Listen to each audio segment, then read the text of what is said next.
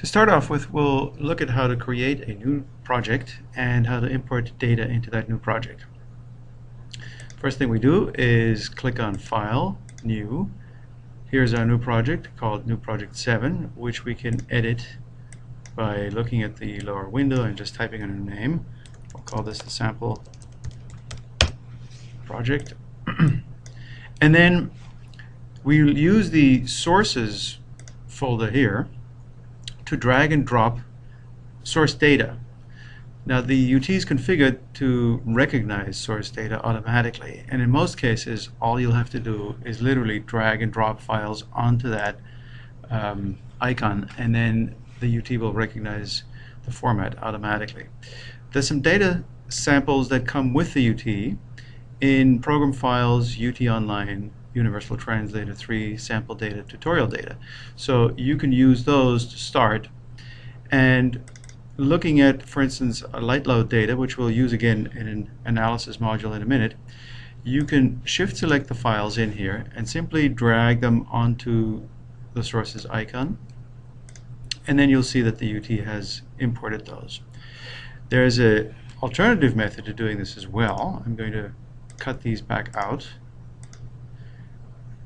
You can also take an entire data folder, so I'm going to select in the tree here and drag the folder onto the sources icon, and then you'll see that it retains the structure of the folder with the files below it.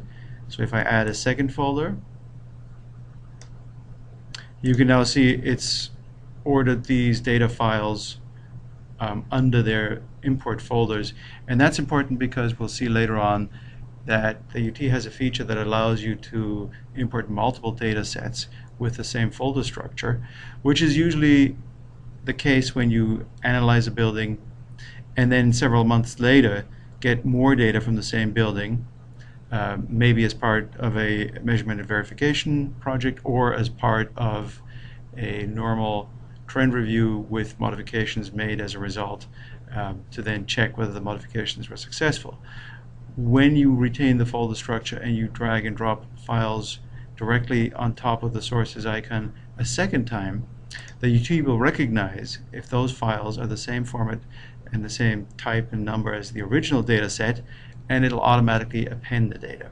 So that's useful for future.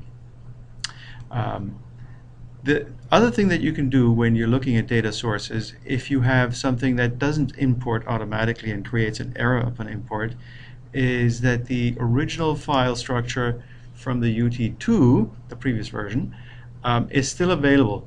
This is the import wizard, and you can get to the import wizard by saying import other. And when you look at the import other dialog, you'll see that there are a number of predefined data formats. So if you know the device that you're reading from, like a hobo data recorder, or a power logger or something of that nature, or a control system like Invensys, Johnson, or Siemens. If you know the structure, you can use that as an initial guide, or you can simply say import a new text file or a new database. That new database, by the way, lets you link to ODBC type databases either locally or remotely. We'll get to that in a separate tutorial.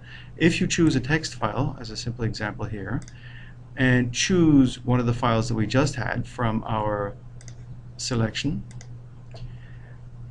you'll see the window that comes up that lets you configure the import manually.